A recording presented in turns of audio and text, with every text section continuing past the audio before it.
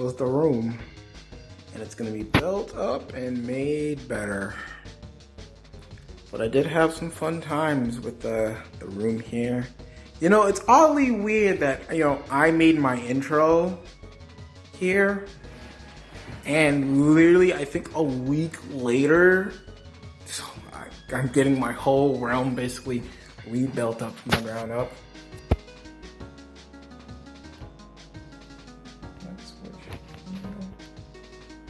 Oh no, I can't switch the camera anymore. I'm gonna have to like look at myself. Yeah, so we're in this predicament. So you know what that means?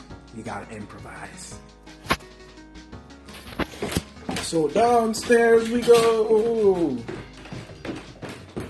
This is all live. This is all live before the review starts. We gotta make home base.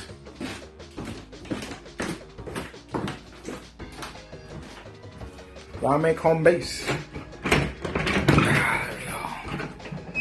Alright guys. There's no light here either. So it's mostly darkness you're gonna see.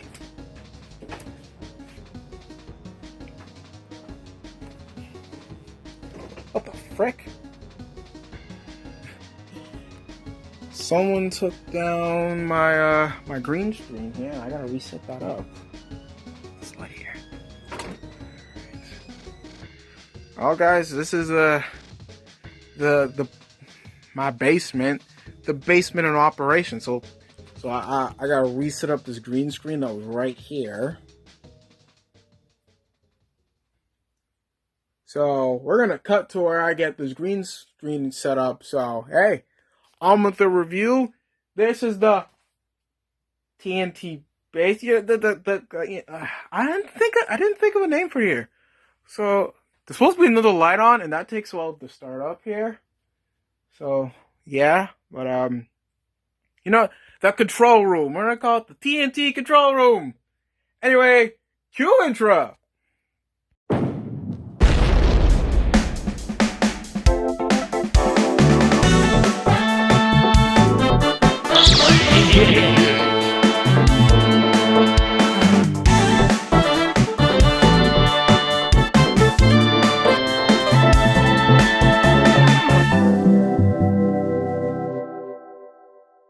Well guys, here we are, 5 reviews in, and today I decided to cover one heck of a game because we're not going over simple plot like Sonic or Mega Man.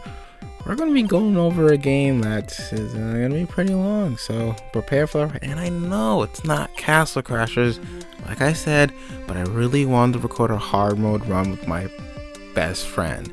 So that's going to take a while, heck, it might even take a year. If it takes too long, I'm going to have to try and do hard mode solo and see how that goes, and probably drive myself crazy because hard mode's not easy on that game. But that's it for that. So Iconoclast. I actually remember grabbing this game on the PSN store a little over 2 years ago. It was on sale. It looked interesting because it's a Metroidvania, and I love Metroidvanias. I played it for a while. I had a little fun, and I put it down and played Overwatch, and I never looked back. And that's not to insult the game. I had a bad track record of doing that, investing into a new game that maybe wasn't 100% for me, but I found some fun to it, except for Legend of Legacy. That game is actually garbage. Has a nice art book. Too bad it's the only good thing this game has. So I want to say about a year and a half is when my Metroidvania love, kicked back in full gear. At that point, I had 2 Shantae games, I had Bloodstain, I had a couple other games. And it's just sad that this game became one of the games that got sent to the TNT archive. And the TNT archives, what you guys don't know, is when I pick up a game or multiple games, they sit there and they don't get played. I have full intention to play them, but I end up dropping them to play a multiplayer game because it's easier for me to come home from my job and play a multiplayer game than it is for me to sit down there and play an RPG. Because if I sit there and play an RPG after working 8+ hours, I'm gonna fall asleep, and I don't want to do a game injustice by coming home and falling asleep unless I am really into the game. And sometimes I don't think I'm going to be into the game, and that's just me blabbering on, but that's beside the point. But after playing Iconoclast and doing a little research, Iconoclast is nothing short of an indie dream come true. 8 years of development. Sheesh. This game started development in 2010. I was just a sophomore in high school. I made my YouTube at the end of the year. I thought having any form of facial hair was cool, even if it was just a fuzzball on my neck. I thought crumping was cool. I was a nice person, but damn, I was annoying. I swear I block out a majority of my high school personality, and it's hilarious because, I think at some point it's the part of growing up you forget to how you used to be back when you were younger. You could start off skinny and then be fat. No offense. You could, be, I guess I should say, chubby, and then you could be really skinny. You could have no muscle mass, and then suddenly you look like you could be the next Hercules. Or you could have all that muscle mass and suddenly you turn into pre-Hercules. Hey, it happens, that's just how life goes. But moving on, I've never seen this game advertised, but it was on the PlayStation's YouTube channel. If you look it up, the maker of the game, Sandberg, well, that's his last name because I really don't want to try and pronounce his full name and butcher it, because trying to pronounce someone from another area of the planet is kind of hard, especially when you try to pronounce Japanese. It's not fun to try to pronounce a bunch of Japanese names.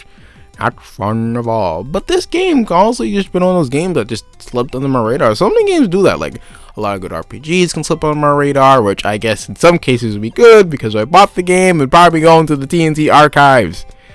I really should lower the archives. But hey, do a review of it and get rid of it off the archive. But speaking of Sandberg, I actually do want to talk a little bit about like I said, 8 years of development. But it wasn't, usually sometimes it can be like a team effort, but this was a solo effort. Like Sandberg, he did this in game. Like he designed the characters, the art, the pixel art, the animations, the trailers, everything. Like he did that. And honestly, that should be motivation for anybody really. Sometimes you want something, you want it quick. You could I could say, man, I really wish I had 100 K subscribers or 200K, or I want that 1 million. But you gotta work on it. It takes a little bit of time. You get your stride, you get there, you work at it, and you can do it. You can do it. It's possible. Well, that being said, we got one beefcake of a story. This is gonna take a while, so sit back. It's juice and jam time.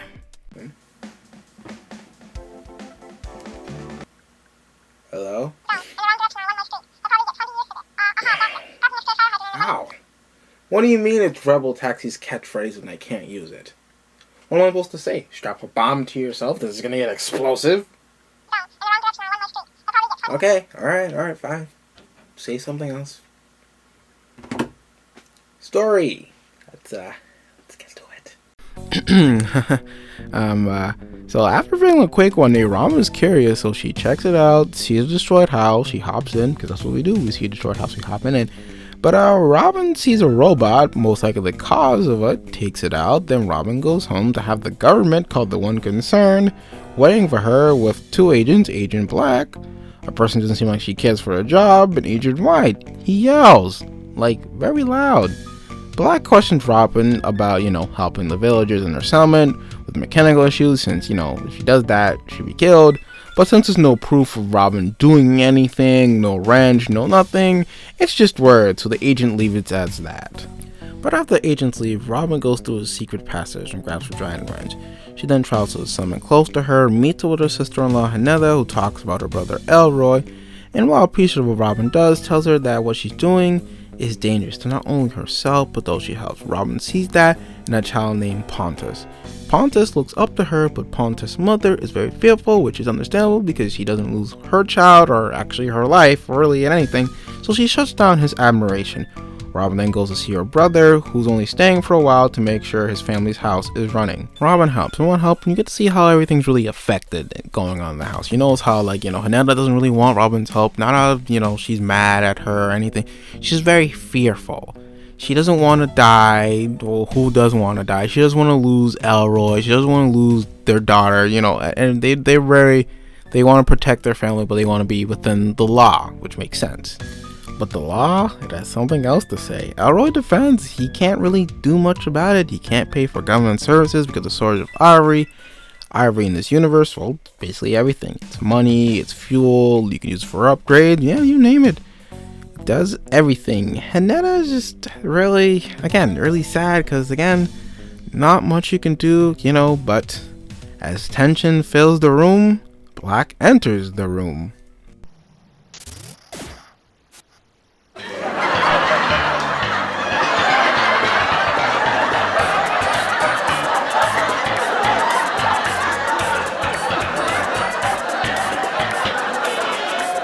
Look, I know it's pretty early on in the story, and I know I'm probably shooting questions because I know it just leads to, it's video game logic, but why is everybody's door open? Like, why in this context is their door open? And, the one concern was literally just at Robin's house. This would be a nice time. Look, I know she's a silent protagonist, which I probably should, say already. Yeah, she's a silent protagonist, which also she can't really, like, talk, or maybe she's talking indirectly.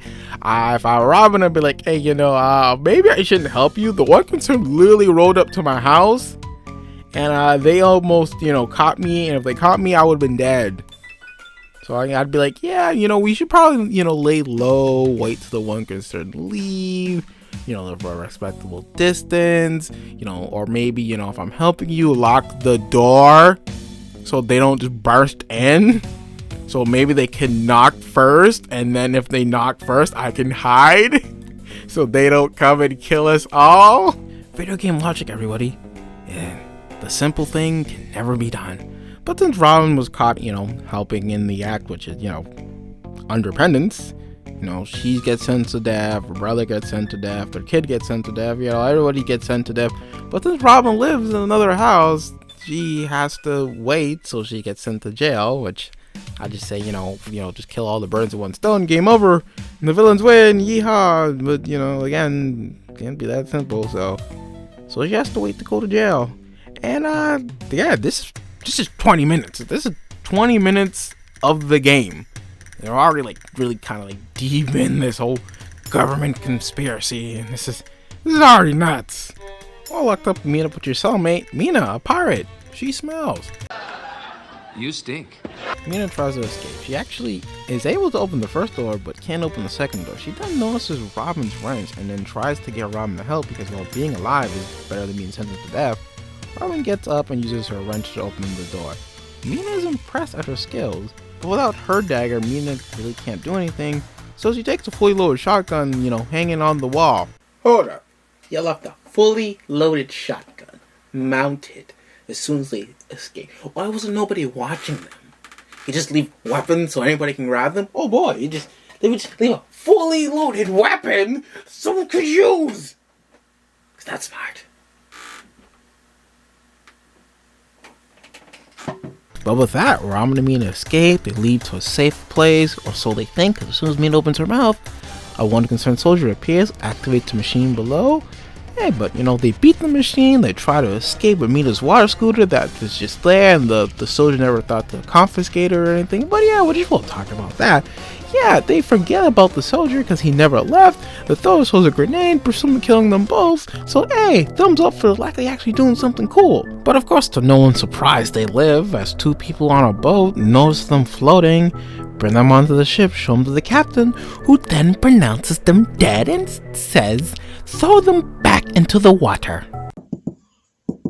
Captain, we got two people overboard, and we just wondering what we should do. We should check their pulses or anything, maybe do some CPR, just to see if they're all right. Throw them overboard. Throw them over? Why would we throw them over? They could be alive. Why would you just... They're dead. Trust me. Just throw them overboard. Captain's orders. Throw them overboard. Robin dressed till she washes up on Shard Wasteland, a desert. A chemical conjurer who is a scientist gives Robin info on the area and offers to help, and warns Robin to make sure she's not taken for a pirate since the one concerned are here and are looking for pirates. Funny enough, Robin ends up helping the one concerned as when the elevators are broken and they need it to stock boxes. As a reward for helping, we get taxed to bring the bomb upgrade to their main camps, which we just take for ourselves. Hey look, a bomb, and it looks like Samus's morph ball. Neat. It cuts to General Chrome, a higher up agent. Unlike the other agents like Black and White, Chrome is more calm and he has his belief that everyone should find a common ground within their lifetime to find peace, which he's then telling a pirate which he's hunting. The pirate calls him out and says that his belief is bullshit and it wouldn't last long anyway. The two have a back and forth which ends with General Chrome just kicking the pirate off the cliff. Probably shouldn't argue with a dude with metal legs, like close to a ledge. Just saying. But for comedic value, let's play it again! Again! It's Sparta! Do it again.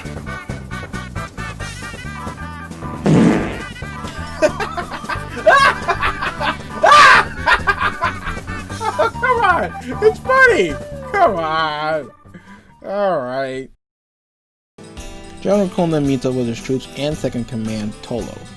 Tolo reads an order from Black to meet at the camp, but that's just putting it lightly. The text actually reads, Tolo, get your stupid lover boy General Chrome down to the camp immediately! Back to Robin. She meets Royal, a character whose name was mentioned about the beginning of the story. Agent Black and Agent White called him an egotist.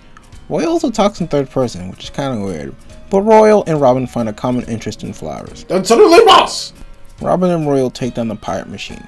Robin impressed Royal so much that he wants to promote Robin because he thinks that she's a one-concerned mechanic and decides to bring Robin to camp.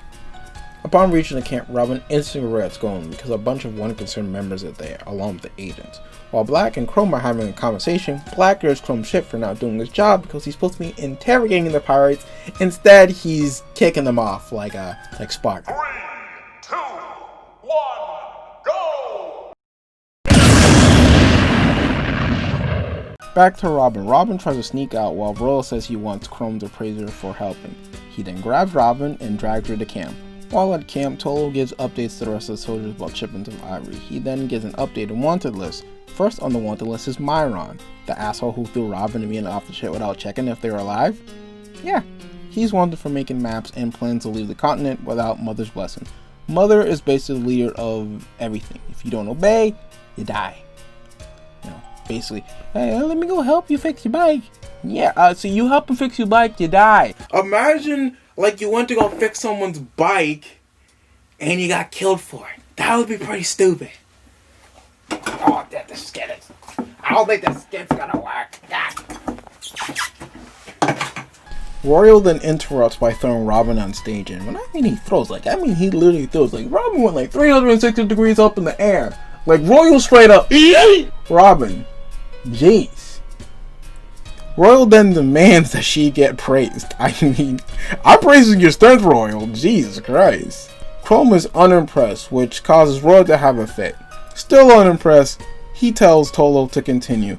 Tolo then says the next person on the wanted list is Robin. Shocked and confused, Chrome actually praises Roy for doing something, even though it was unintentional.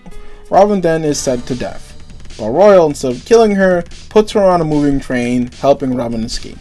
On the pursuit, Tolo and General Chrome try to kill Robin with a helicopter with arms. Shit, we have to fight Decepticons too? Damn, that's cool. Robin weakens it, but is unable to defeat it. Cornered and trapped right before getting crushed, Royal rescues Robin by destroying the whole damn train. Wow, you're really not living up to his name. We then cut to the aftermath. The train crashed. It showed Chrome presumably dead, crushed. Chrome then slaps the ground and regenerates himself. Jeez, what is he, a goddamn Terminator? Knocked out, Robin sees her father in her dream phase. Hearing the crash, Mina comes and finds Royal and Robin in the same place. Royal lies and says he's from a settlement, but is here helping Robin. Mina brings Robin to her home, the Isalugar Terrace, and with a couple minutes, Robin wakes up. Mina and her friend Samba have a back and forth, with Samba being mad for Mina for bringing outsiders to their home. Mina then leaves to go see her mother. Mina tries to introduce Robin to her mom, but her mom isn't very happy about Mina leaving all the time and not taking care of her while someone else does, and feels like Mina doesn't truly care for her. Parental issues. I wonder if there's gonna be sexuality issues next.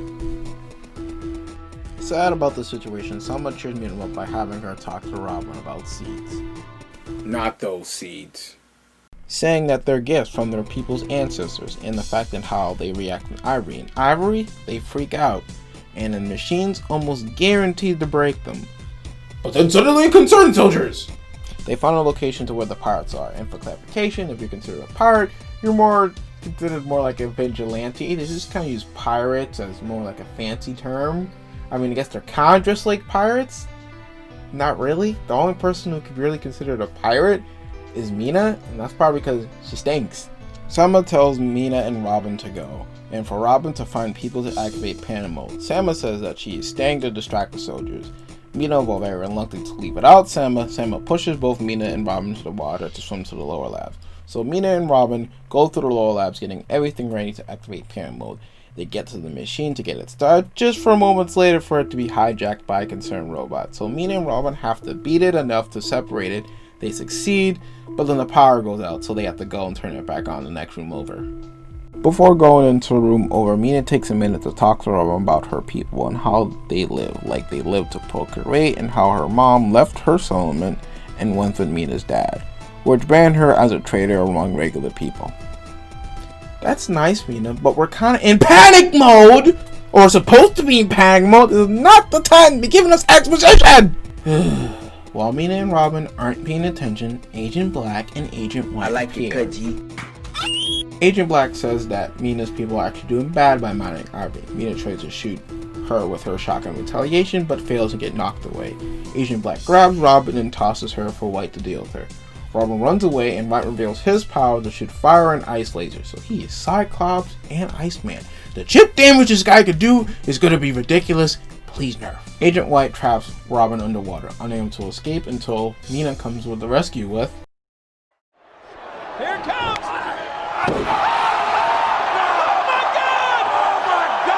Wait a minute. How did Mina get by Agent Black? Unless...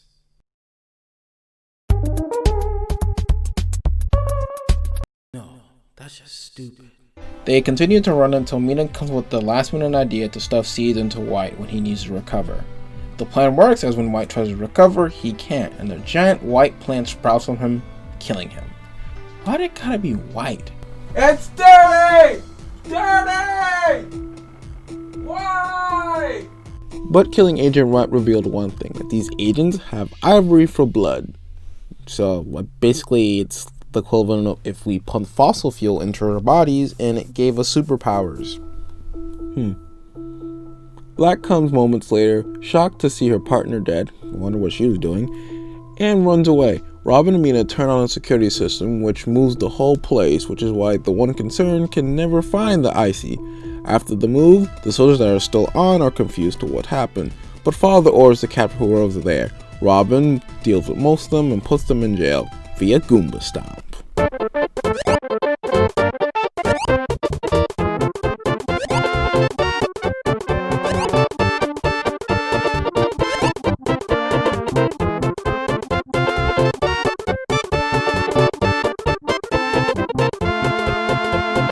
As a reward for helping, Robin's wrench gets upgraded to the electric wrench. When she spins it, she can electrify.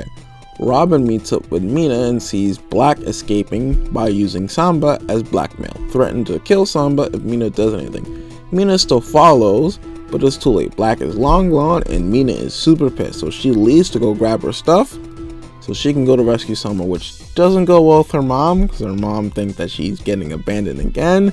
But Mina snaps and says she wants to save Samba and she thinks it's her fault, the reason why Samba is being kidnapped.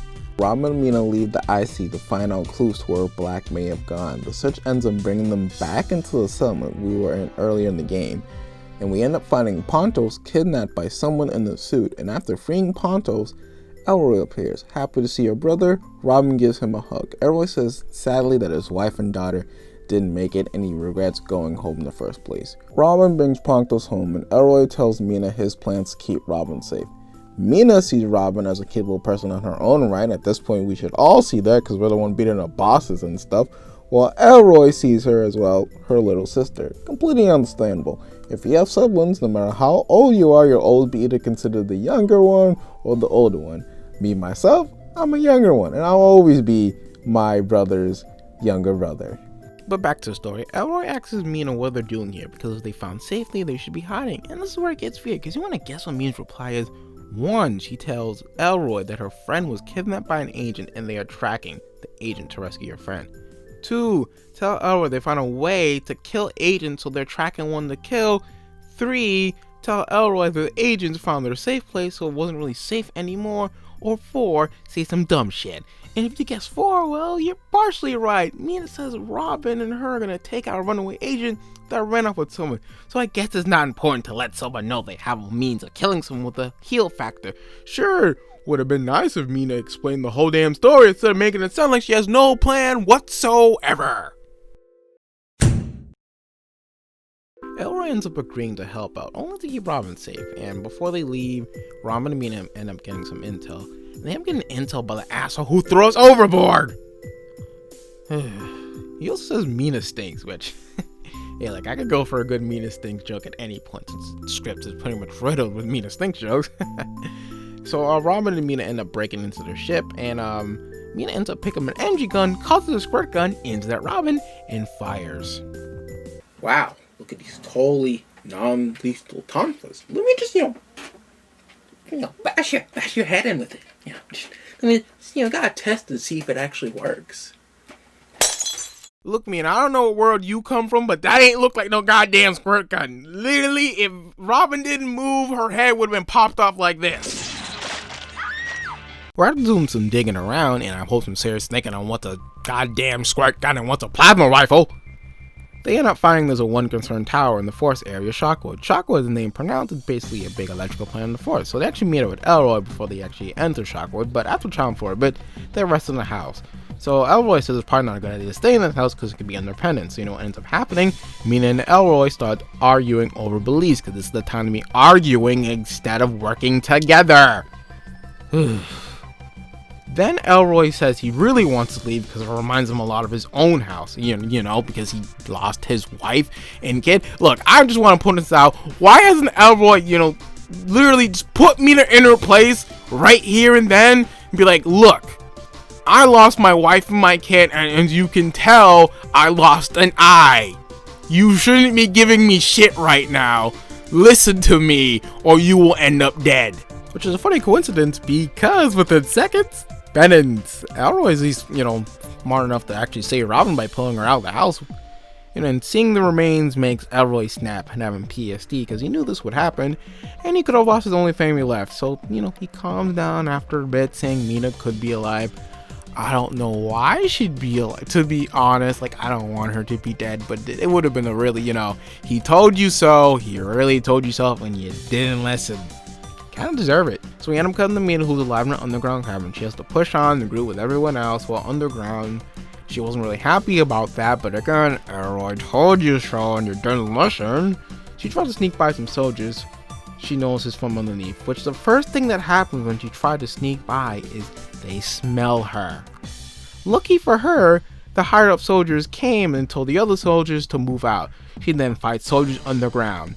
So what was the point of her saying damn it? Because she said damn it in the scene before. If she was going to fight some soldiers, what was the point of saying damn it? Or did she actually care about her smell? Because we need another Mina smells joke in this video. More Mina smell jokes. After taking care of the soldiers, Mina ends up fighting the machine that actually gives punish. She beats it and gives chase since it escapes. But back to Robin and Elroy, they actually find themselves against the Carver, a one concerned machine. And hey, wait a minute, it looks like a caterpillar with arms. Hashtag buff caterpillar.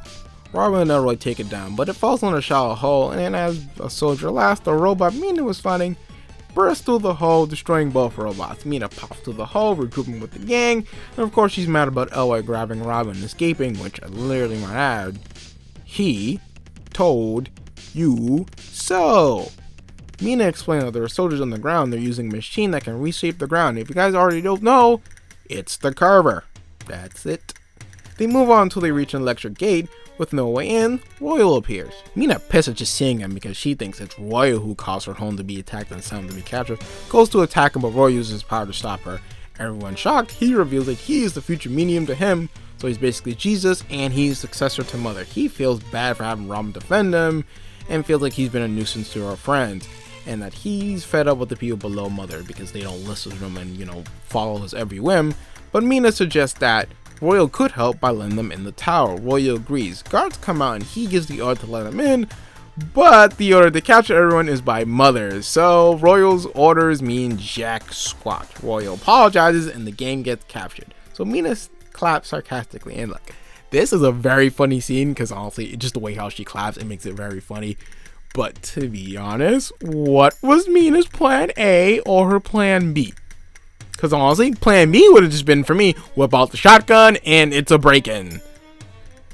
She didn't have one. I'll just put it out there. There was no plan. Not a single goddamn plan. Not one. Not a single one whatsoever. Matter of fact, you know what she told Robin in an earlier scene? Hit the electric gate with her wrench. And I know at that point you got the upgrade, which allows you to electrify her wrench, but I'm just saying that is not an idea. Matter of fact, that can cause more harm to your friend than good. Can I get another dumbass on Mina's head again, please? And then capture. Mina has the audacity to insult Robin. Oh yeah, insult the people who tried to help you. How mature. But lucky we're the main character, so it's an escape route just for her. A little bit on the serious side. Robin ends up traveling and look for a way to get her brother and Mina out of their cells. Robin actually later finds her ranch, and as Robin moves on, we know some mysterious figure telling us the Silver Watchman, who attacked Robin twice before we actually saved Mina and Elroy. And on our ranch, we also find our gun and Mina's seeds along the way before freeing an Elroy and Mina. And wait a goddamn minute, wait a fucking second here. They locked up Robin's ranch, or at least they were trying to attempt it, and we beat them before they got to lock it up. They actually hid Robin's gun, and they hid Mina's seeds. So why the fuck did they put Mina's shotgun and Elroy's sword, since he just has that later on, and a goddamn key literally in a drawer outside of the cell? Why? Why wasn't it guarded? Why didn't you lock it up? Why was it there? Why would you do this? This is like Bowser having a back door. Imagine if Bowser had a back door, but before you entered the door, 10 extra lives and a cake feather dropped on you before you fought Bowser. Bowser just making it easy for you at this point. At this point, give us our next upgrade. Well, that's convenient. Well, we get the Galanterized wrench, which allows us to electrify our bomb and missiles. Oh yeah, our little stun gun can shoot missiles too. Yeah, it's like Samus's whole kit wrapped up in a nice little bow. And as Rob and the crew travel to the tower even more, they find out there are kids in this tower that are basically being turned into stormtroopers, being taught to be obedient to Mother. Poor one kid, the kid that we end up fighting like very early on in the suit, he got shot with the same thing that Mina thought was a skirt gun. Well, I guess it's not a plasma rifle, or in this case, it's a plasma rifle that shoots you with LSD. Because what happened in the scene after, well, I'll just let it play out for you guys to see yourself.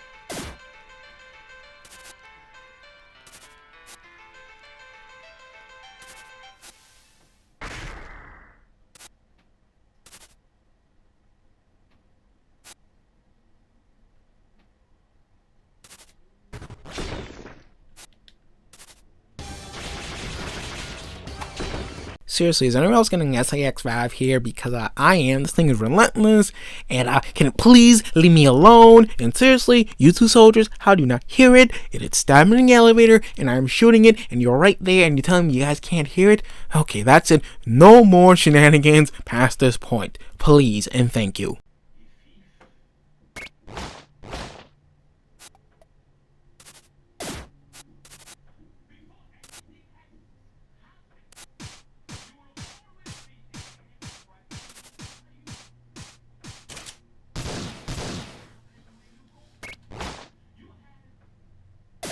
It is what I would like to say, but of course it's not that easy. Elroy, at some attempt of heroism, I'm assuming, he went in and left Mina and Robin outside and decided to confront Black by himself. I guess he's never heard the numbers game, 3 against 1 is better than 1-on-1 in this case. And she's also have a superhuman powers, and you're fighting her with a half-broken sword. Let's see how that works out for him. Well, Elroy, at least you have 2 functional length, so that's all I want to give you at this point. With that being said, we have to go save him, so we go through an air dock, and right as we reach him, that's not really doing much help because Black's just like, well, I'm just gonna go kill him. But before that happens, suddenly General Chrome, and he breaks through the door. Oh boy, I have things to talk about this scene right here. Oh boy, well first I'll bring it up and say, well, Elroy did work for the One Concern. He did talk about that a little bit beforehand. I didn't really end up showing it, but he did work for the One Concern. Why he has a full access ID card to basically go wherever he wants is beyond me, because now this brings up another question. If he has an ID card to go in, why didn't he say anything? We could have skipped this whole get captured thing and just use his ID card to walk in there, sneaking in there and giving Mina some plan to break into the tower, some sort of substance, and not make her look like a dumbass. Alright, so number 2, General Chrome breaking in right here. It doesn't make any sense because, again, okay, first of all, his title is named General. So I am assuming he either has the same rank as Black or a higher rank as Black. That means he should be able to walk in, use whatever identification, talk to any soldier, and be like, let me in. As easy as that. He doesn't need to break in. Matter of fact, this scene doesn't make any sense because he actually uses his rank to control Black, and Black complies. So it really just brings up the question, why did he break in? And where's his identification?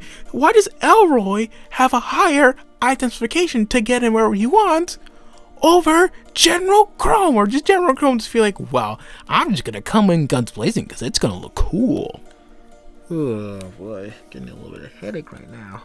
Anyway, Chrome uses his power, I guess, over Black. So Black can't kill Elroy. Elroy has to die by the procedure. So he won't be dying now. He'll be dying later, which I guess it's not really doing anything good for him at all. Matter of fact, I feel bad for Black in this scene because Black's using her head. Black was just like, well, I don't like Elroy. I'm going to torture him and then I'm going to kill him. Because I guess those two have beef. And they're not going to explain it to us for quite some time. But Black was pretty serious. And even when she complied to Chrome, she was like, alright, I'll comply to your whim. But let me kill Robin because she's going to be a thorn on our side. And we keep letting her live and she's going to kill us. I swear. She killed Agent White. So I really don't want to risk her coming after us again. So let me go take her out. I'm going to whip out the gun. And then suddenly she gets hit by a spear. Jesus Christ. Silver Watchman, you are doing, actually at this point you're doing good and not bad. So thank you. I really do feel bad for Black in this scene. I really do. Well, with that little stunt, Mina and Samba escape. Mina feels bad about leaving the kids there. I mean, who wouldn't? So she tells the kids, she gathers them all and says, hey guys, you can leave. I'm gonna have to question it too, because did all the soldiers like leave the tower? Are there no soldiers here anymore? Because again, what's like stopping the soldiers, or do they just not care anymore? Like, are we just going with nobody cares? Is that what we're going with? Okay, I guess we're going with that. Nobody cares. Well, after all that, Mina and Samba decide to sit down and have a little chit chat. Mina says she wants to go look for Robin. She thinks Robin's alive and she owes Robin that much, that, you know, since Robin went to go help Samba, that she should do vice versa for her as well. So that's how it goes. And this is what the game is supposed to hint, but I'm going to say this, whisper in your ear very loud, that Samba and Mina are in a relationship. They are a pair. They are an item. That's just what I am going to tell you. Look, and if you can't see it, I'm gonna really like. I saw it on my first attempt when I first played this game. I was like, yeah, okay, those two are lesbians. That's how this route's going. I particularly would have been a little bit happier if they were sisters or very close friends, but I don't want to poke my nose where it don't belong. I have more to talk about this particular thing that's going on right now, but I'll save that for my final opinions on this going on right here. So we are going to skip. We're going to the next thing. We are going to be talking about Robin because it goes back to Robin. Well, with that being said, we're finding ourselves in an underground cavern. We see weird creatures, sensitive of light. We see parasites that are controlling creatures. Ends up controlling the Civil Watchman, really turning them to SAX. I mean, look at this. It is terrifying. We beat it, and hey, this is weird because after we beat it, the Civil Watchman appears one more time, but doesn't really go to attack us. It kind of like stops, kind of like it's having a change of heart. Maybe it was being controlled. Maybe it's going to apologize. Maybe.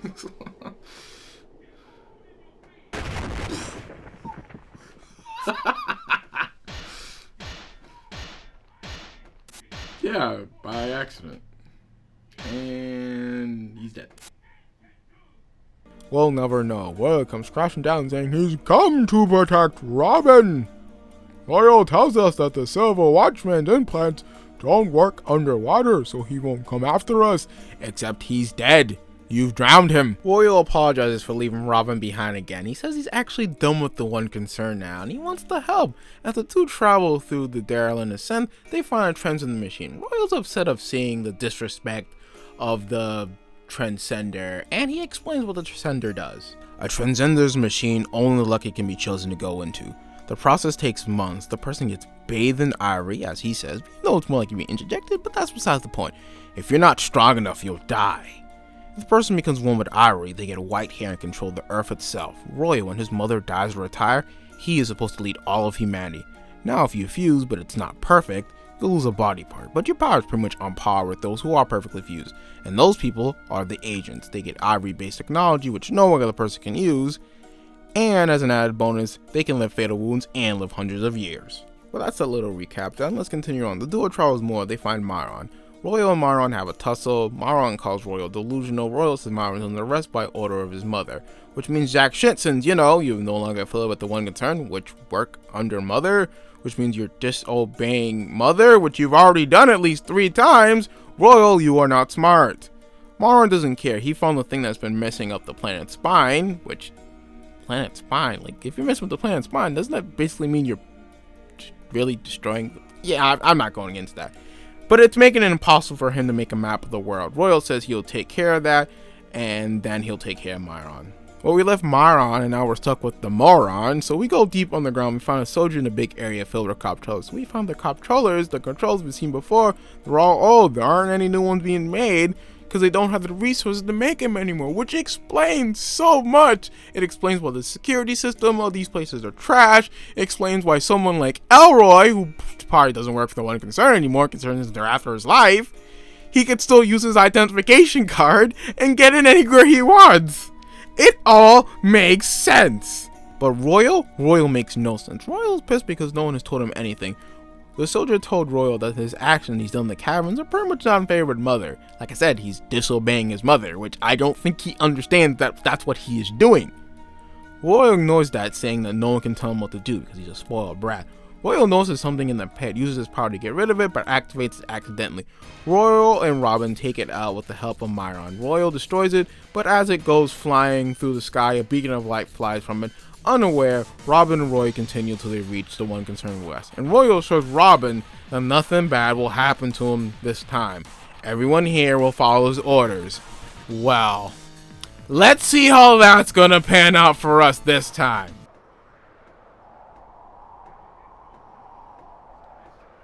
A few moments later.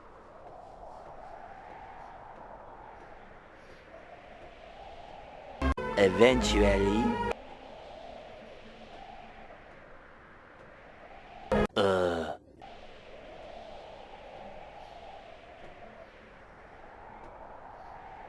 Wow, who could have foreseen this to happen? Again. And again. And again! Well, that's stupidity out of the way. We actually find Mina, who's just wearing a giant ass coat for no reason. Mina says that Gustavo, that person who doesn't look like a regular NPC, might know a way to get into the One Concerned West. So Robin and Mina head back to the tower. They find Gustavo. Mina asks for help for a way to get into the One Concerned West. Gustavo doesn't want to help since that's pretty much a death sentence, which makes sense. Mina insists on getting us help so they can save Robin's brother, but dials it back just a little bit. After Gustavo says you can't just guilt trip people into helping, he notices that Mina has changed a little bit. She apologizes for guilt tripping, so he decides to help. He knows someone who can help in Shockwood. So Ash, an ex-agent who left the One Concern, he offered to help, only if Mina and Robin can beat him in a test of strength and stealth, which I'm going to tell you right now, because at this point you clearly don't care for spoils, because this whole part is complete spoils anyway. Now this section is filler. It serves for plot but nothing else, because you'll never do any stealth battle again. Which is good, because I don't like this. This is literally my least favorite boss. After you beat Ash, Ash revealed a secret about the agent. That because of the blood mixture, they are almost always in pain that they can't heal. And that's the reason for his hiding, that he didn't want his daughter to go through the same transgender and end up like him and go through the same pain process like he did. We also found a reason why Gustavo is basically a traveling doctor, because he has a disease that prevents him from having kids without passing the disease along, which means he can't follow his own cultural rules, which got him shunned. And these two are side characters, and they don't feel one-noted, and they actually feel somewhat important to the plot. Thank you for these two right here. Anyway, let's continue on. Ash says the cameras are faulty since there's no resources to keep them up to par, and they will lock if any regular person walks up to them without authorization. But if you walk up to it and you don't look like a regular person, the door will open. Do I even need to explain how stupid this is? So Mina and Robin go back to the One Concerned West, this time with Mina's big ass coat. They walk up to it slowly. With Robin not in sight, the door opens and Mina says exactly what I am thinking. This security system is fucking stupid. This is stupid.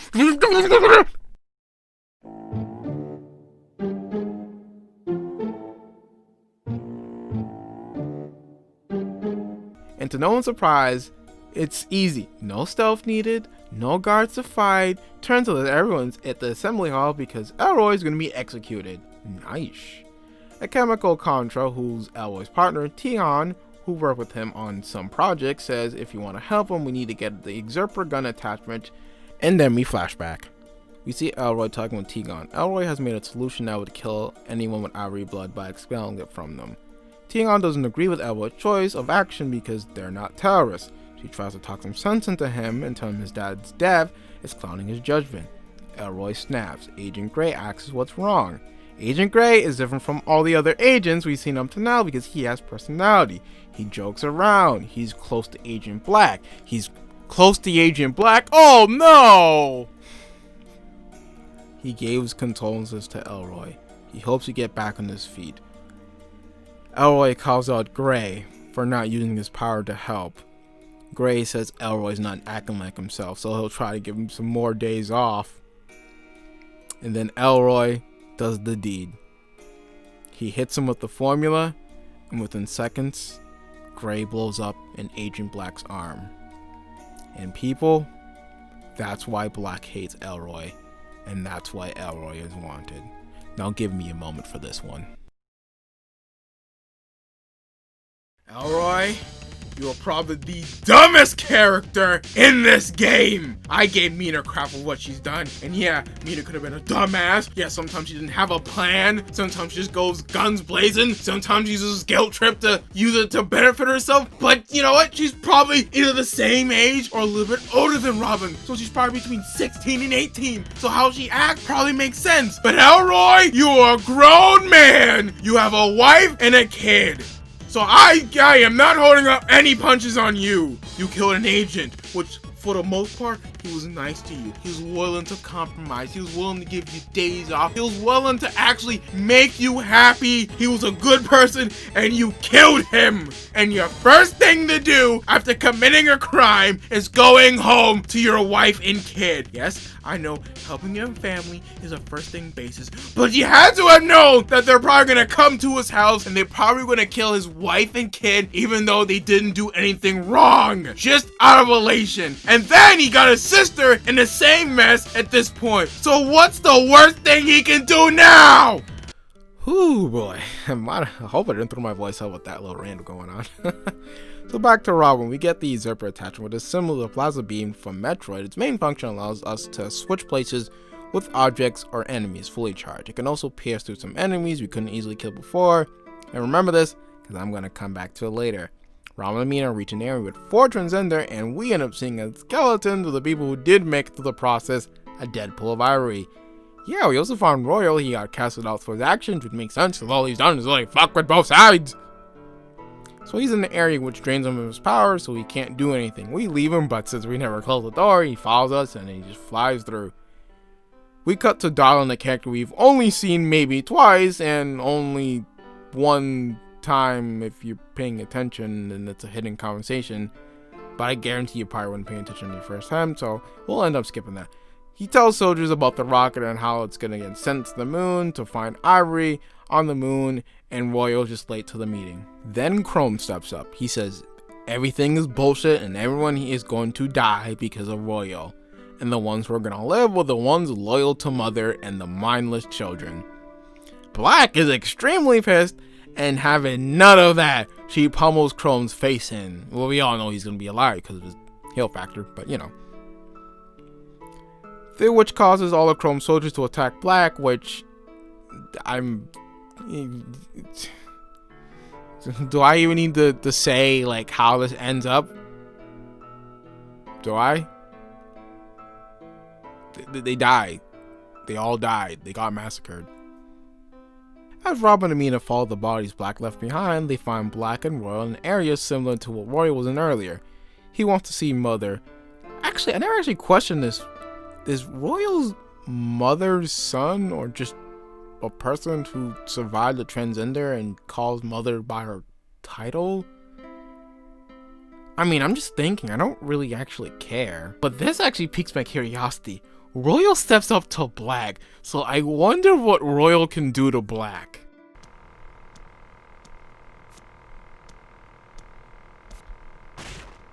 Well, Royal handled that pretty swellingly. I'm sure we'll do better than him. Fingers!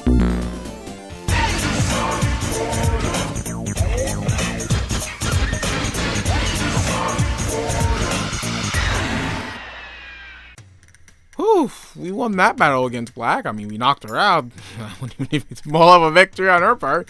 But we beat her, so we take Mina and Royal out of this room, and because Royal's not in the room that drains him of his powers, he can revive himself? How the fuck does that work out? I'm not gonna question that. I'm just gonna assume he got his face punched in, but not on. Oh, those are metal arms. That shit. Okay. We're just going on. We're just going on. Next part. So Robin and the game go through the one concerned east looking for Elroy. They actually find him at the end. Look like he's about to hop in a Transcender, which, if he did, well, the results could be a bit dusty. With the gang all together, they actually head to the city one. Royal's home. They reach the gate and the gatekeeper says Royal isn't allowed because he's branded a sinner by Mother. I wonder why he's branded a sinner. Royal doesn't take the news all too well. He says he wants to hear it from Mother, I guess to really just kind of reassure her feelings and his feelings. But it's up to us to get us in. So you know what we do? We use the usurper to switch places with the gatekeeper and hit the button so we can get in. Again, I'm going to note this because this part is very important. So we finally reached City 1, and it's just as what people have been saying throughout the whole game. It's a place for the divine and people who are devoted to Mother. So I'm assuming none of this is going to last because this game is a big train wreck and there is no sense of happiness for anybody. So as we go further, we actually end up seeing Mother. Royal greets her and he tries to talk to Mother about everything that's been going on, but it doesn't really go well because he does not have a case. Because his case would be like, well, I disobeyed you to follow my... Yeah, no, you still disobeyed. So that doesn't go too well. But to cap all this off, Royal did it again. He did it again. Early on, when we went to go rescue Elroy, he said Mother could heal him. Spiritually, not physically. And I am trying to hold my rage. It's hard to hold my rage when some of these characters act this dumb. I'm pretty sure everybody in the room meant for Elroy to be actually healed. I don't care about him now because he's a piece of shit, but Robin's like, well, look at him. He's missing an arm. He's missing an eye. He actually needs mental treatment, not religious treatment. Royal, what is wrong with you? But Mother denounces Royal and saying he's the reason why humanity is going to die. And I'm going to end it off because now I got beef with Mother. Mother, you are supposed to tell him what is good and what is not good. I think telling him, the comptrollers, the resources, everything would be important. You haven't told him anything. Actually, you're just as to blame as everybody else. But enough talk. We're gonna fight Mother, beat her, we're gonna stuff enough seeds in her, and with enough seeds in her, she can't heal. Chrome comes, says all of what Mother has done, and that he has chosen him, and he'll talk with him. I really hate this pronunciation, by the way. He, him, God, yeah, they're all one and the same. Then Mother dies in a big white tree explosion. Come!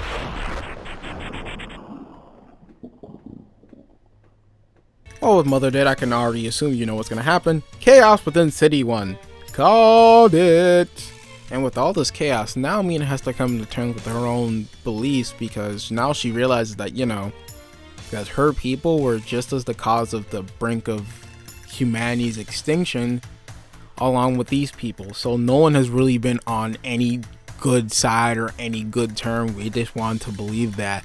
And ain't that just like real life? So we lead Mina to our thoughts. So we go up to the top of the tower.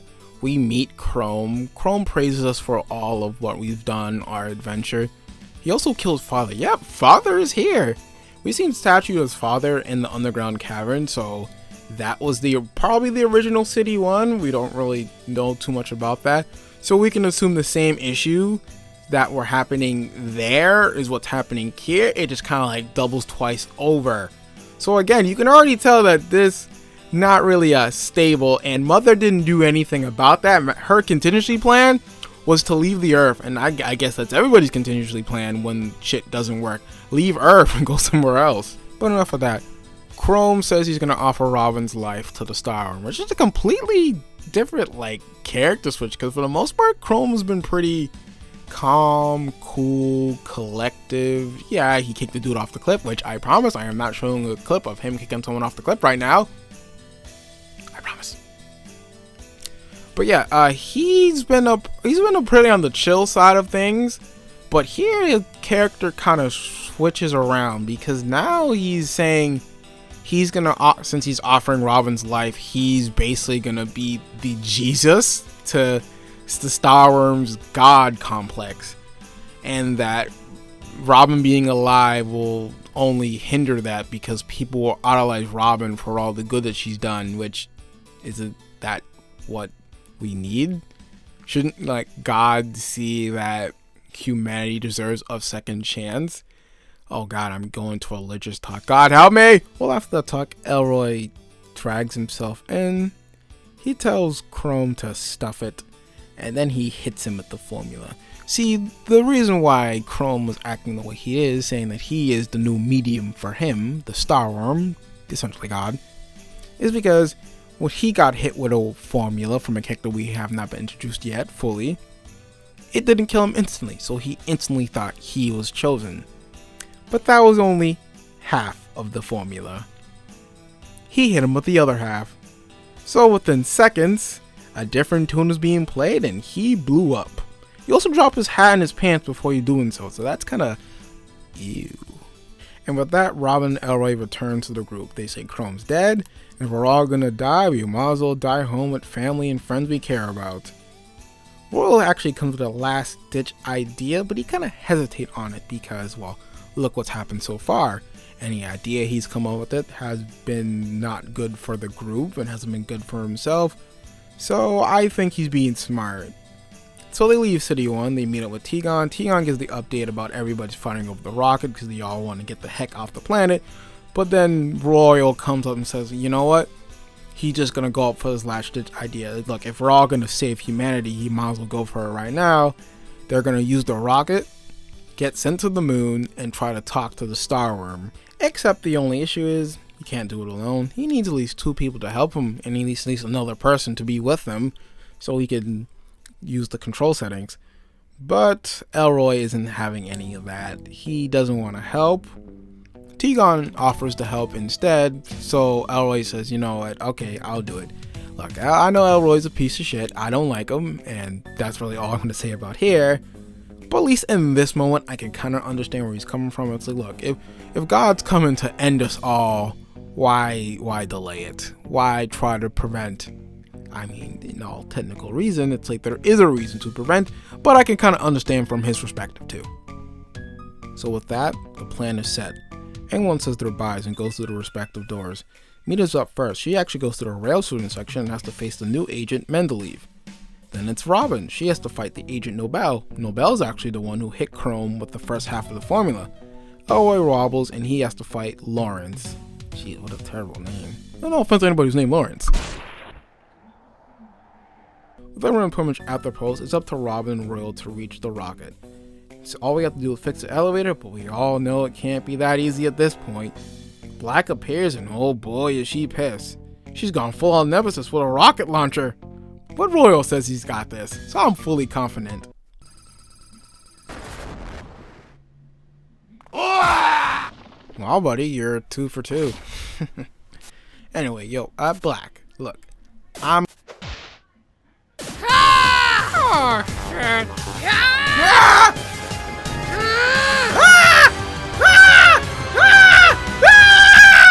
Elevator fixed! Leave now! Well, on the bright side, at least we don't have to deal with Black. Seriously, does everybody have instant teleportation here? Alright, so back on a serious note. So Black gave us a little bit more insight on her past and how she is. She's definitely confirmed to be over 100 years old. She's been working for the one concern for 187 years, maybe even older, so she is up there. But she gives us more insight, and I'm just gonna cut it off right there because we are close to end game. I want to reach the end of this, and personally, I want to talk about each individual character and what I think about them as a whole. So we're gonna continue on. We're gonna have to fight Black, and fight Black we do, and she does not make it easy for us. She makes it hard. But I think the most sad thing about fighting her is as each seed we stuff in her.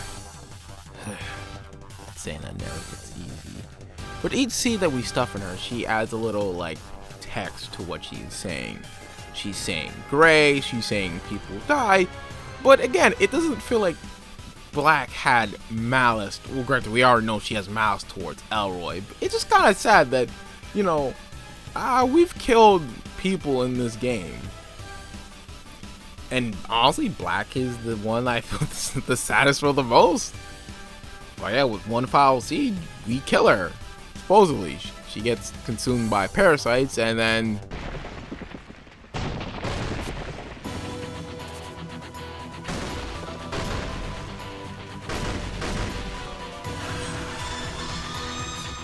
Mother Brain? Am I sure am I playing Iconoclast and really not Metroid this time? Am I sure I'm not playing Metroid from an alternate reality or Metroid on another planet? But Black is really not making it easy for us. She is gonna take that rocket out, so again, we have to fight Black one final time, and this time she is dead for good. And with that, we board the rocket, and all we have to do is wait for Mita and Elroy to hit the button. Yep, for them to hit the button. For them to hit the button. Yeah, remember when I said, what could Elroy possibly do worse? Yeah, he deliberately was not gonna hit the button. Which, before I said understandably so, I understand him not wanting to send his sister into space and all that. But to go through all of this, to then say, no, not to do it, to really honestly, when everybody is giving that last ditch effort to save all of humanity, and you're gonna be that one jackass, yeah. Mina, do the pleasures. Okay, it wasn't out of complete malice, even though I wanted to be. Mina threatened Elroy to hit the button. I mean, cause look, his sisters go through all of this to try and save the world. What is in Elroy's ass that is telling him to not do anything good? It doesn't make any sense. But after some time, the rocket does go off, so someone did hit the button. Probably not Elroy, though. Definitely not Elroy. So we reach the moon, we go to the front to summon the Star Worm. Royal tries to plead with the Star Worm to spare everyone, but the Star Worm ignores him, which pisses Royal off, and he damages it. I'm not gonna go there. I'm not gonna go there. I'm not gonna go there. I'm not going to get mad at the fact that Royal basically attacked their own god, despite the fact that he was trying to play with God to save everyone. I'm not going to go. It's cool. It's cool. I'm calm. Just gonna say, 3 strikes and you're out, buddy. Look, you let your ego, you let whatever you were doing get ahead of you. I understand it's partially not your fault. It's not Royal's fault. It's Mother's fault. It's Father's fault. It's not particularly Royal's fault, but he let his ego get the best of him. He was supposed to talk to God and try to calm God down. And look, and if he was gonna do something like this, consult it with Robin. Didn't do nothing. And you got attacked by the Star Worm, you caused a whole goddamn self-destruct, and now we gotta save your ass. It's what I like to say, but Royal dies in here. He dies on this moon base. It blows up and we leave him behind. And this is where I have to bring up the point where we have the usurper, which his main function is to switch places with somebody else. The only reason why I bring this up, because I was thinking, because on my first playthrough I let Royal die and I thought, wow, maybe I could have saved him. And I'm thinking the only logical choice would be to use the usurper. You would shoot the usurper, it would switch places with, you know, me and Royal. Maybe Royal could snap out of it, and maybe Royal just goes like, you know what, Robin, I've messed up everything I've done. I've been a big screw up. Maybe it's better that you go home and I stay here and die.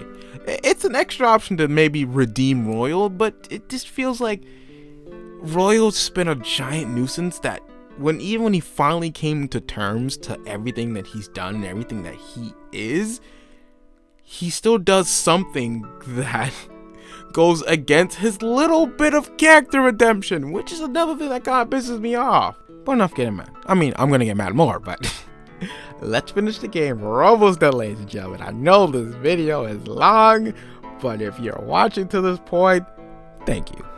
I appreciate you. So Robin comes home, but the only option left is to basically go fight the Star Worm. We go to do it. So we gotta find the Star Worm, and we end up beating the Star Worm. The Star Worm is actually star-shipped, equipped with fuzzy dice. Does anybody actually use fuzzy dice anymore? It's kind of weird, kind of outdated, isn't it? Right, I'm supposed to be on topic. Yeah, well, it's actually what's in the starship is a bird alien thing mechanic. I don't even know what it's doing here. The game doesn't really tell us anything, because it's either draining the planet or it's refueling it. I guess it's just kind of like up for debate. But it makes for a nice segue, though. You've messed with the natural order!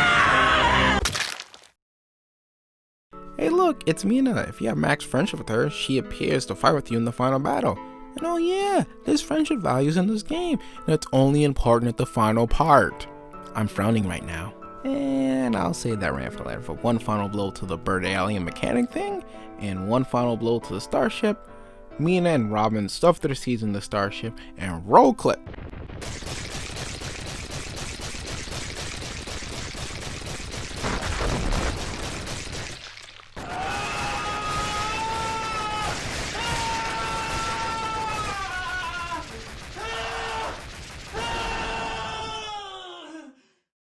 I know this is gonna sound dirty, but did we just nut in the planet and it fixed the ecosystem? Well, why does everything gotta be about like cum? Okay, let's just round this off. Elroy acknowledges Robin, but who cares? Roll credits. Mina kisses Sama, accepting their relationship, and we get a final shot of the moon and the flowers Royal summoned early in the story. And that's the story, ladies and gentlemen. That's Iconoclast. So this is the part of the review where I talk about the story and give my basic overall review of what I think about the story. And the story is, it's alright. It's not bad. There are general points that I love, the things that I hate. I think the biggest issue is that there's just too many plot points in the story that don't get fleshed out enough. I feel like these are all samples. Like Mina and her people, that is a sample. We don't get to learn too much about them. We don't get to learn too much about Mina and Sama's relationship. We don't get to learn about Mina's and her mom's relationship. We don't even know who her dad is. Maybe it's not important. We don't get to know much about Royal. We don't get to learn much about Black's past, other than the fact that it's super sad the way that's how it went for her. We don't get to learn anything about that. We don't get to learn how Robin's dad died. We didn't get to learn why Elroy is the way he is.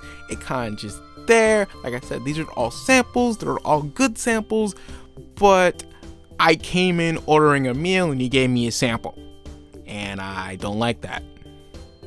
They taste good, but I want the whole meal. Now, do all these side samples make the story good? It makes me want to know more about the story, and I guess if your game does that, that makes it more intriguing because you want to know more about the lore, which makes it good. But the fact that it's not in the main game disappoints me. And I guess the second thing to talk about is the fact that Robin is a silent protagonist. Now, I love Robin in this game. I think as a silent protagonist, she's up there. She's so emotional to everything that happens around her. But the fact that she's a silent protagonist is what holds her back. She doesn't talk to anybody. Apparently there's a reason why she doesn't talk in the story, but I'm still gonna hold up as I want her to talk and I want her to express her feelings. I feel like if she was knowing more what was going on, she would act differently. And like, again, I don't like silent protagonists because it's just like, I want more emotion out of my character. And don't get me wrong, Robin gives you emotion, but you can only do so much when your character just does not talk. Now, originally I had maybe like a couple paragraphs just talk about what I felt about each individual character, but I feel like just doing that alone not only stretches this video out longer than it needs to be stretched out, but I feel like it's a little bit unnecessary. Like, I think you get the point. I don't like Elroy. I don't like Elroy because how he acts in the game makes no sense. And to cap it all off, it's like it takes Robin basically killing God for Elroy to acknowledge Robin. And I feel like there was some misconnection in between the game. And again, there's another thing, like there's a friendship value in this game. Like, and I feel like if there's a friendship value in this game, there should be a point where if you get max friendship throughout the story, Elroy should act differently. And I feel like, again, this is just me should be saving another section for like friendship value, because the whole friendship value is kind of stupid because it only affects Mina in the long run. She ends up being your ultimate best friend and coming with you in the final battle. You know, well, what about Royal? Shouldn't like max friendship with Royal save Royal so he doesn't die? Shouldn't your brother act differently? Shouldn't he be like, maybe I shouldn't have done what I've done in the past, but you know, what's happened, you know, Robin, you can do it, I believe you can do it, something like that. But again, it's a static friendship value that does nothing. Mina and her relationship with Samba, oh god, like I can go back and forth about this and eventually have people be like, man, you're just sexist. I'm like, no, I'm not sexist. Just like sexuality in video games is a hard thing to do out, because the difference between, you know, a TV show and a video game, a TV show has seasons and episodes to build up a relationship. In a video game, you have a couple hours. So if you don't do it right, it just comes out wrong. And to me, this relationship felt kind of like drawn out. It should have just been they're best friends and call it that. That's it. You don't have to have characters in a relationship to make them good or bad characters. You don't have to do that.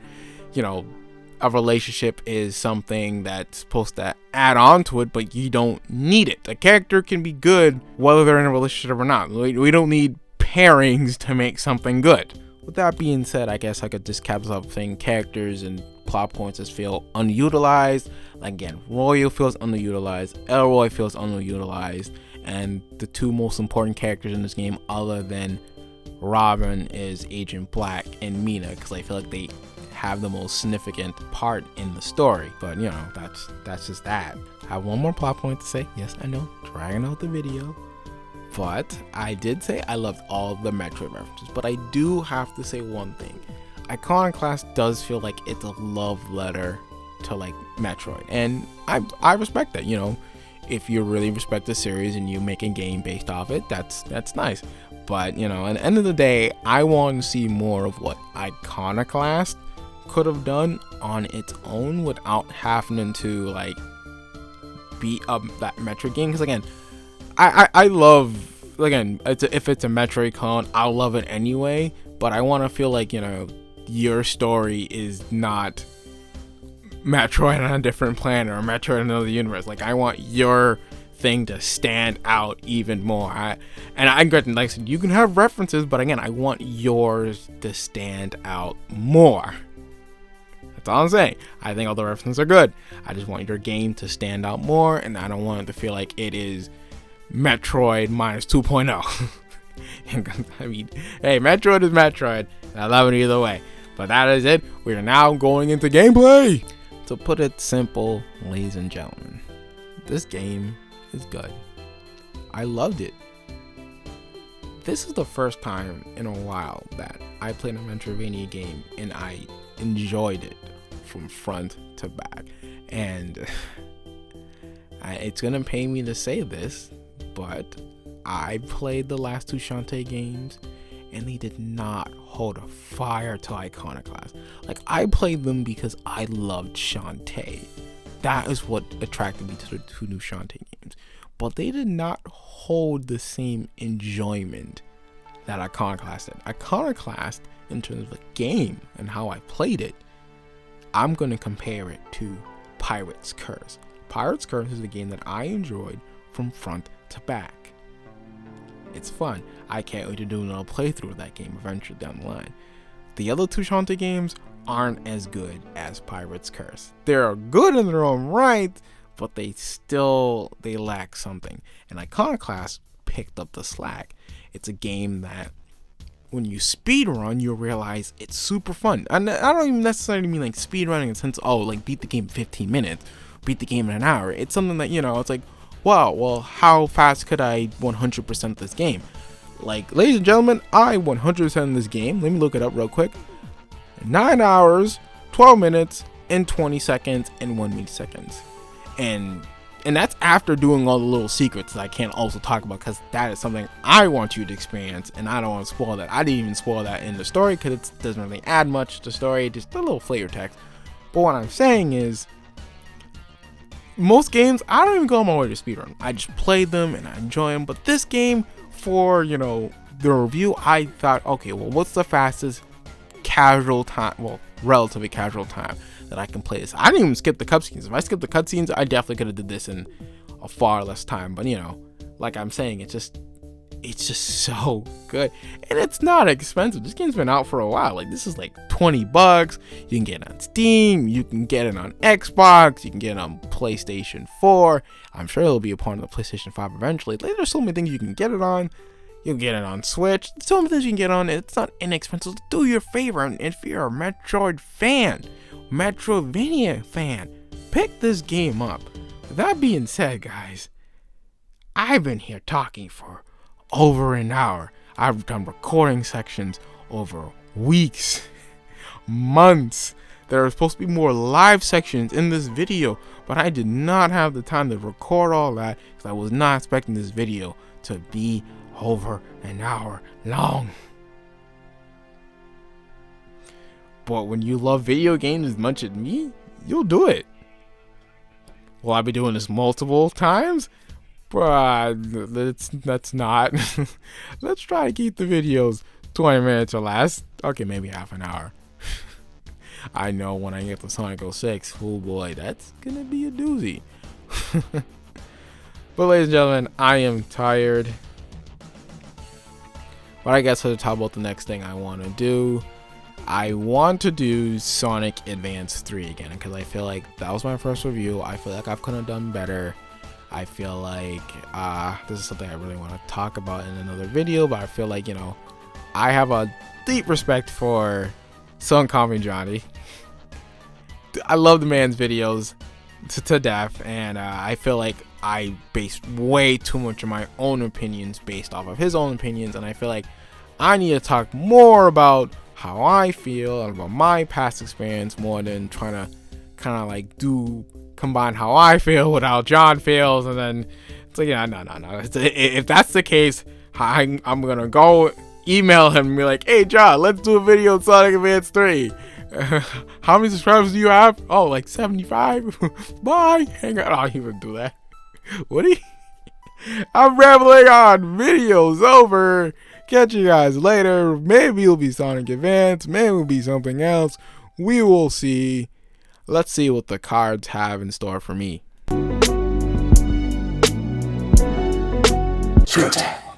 Wrong channel, god damn it. Plus, it's an overused joke. This is the part where I talk and I get instantly cut up on my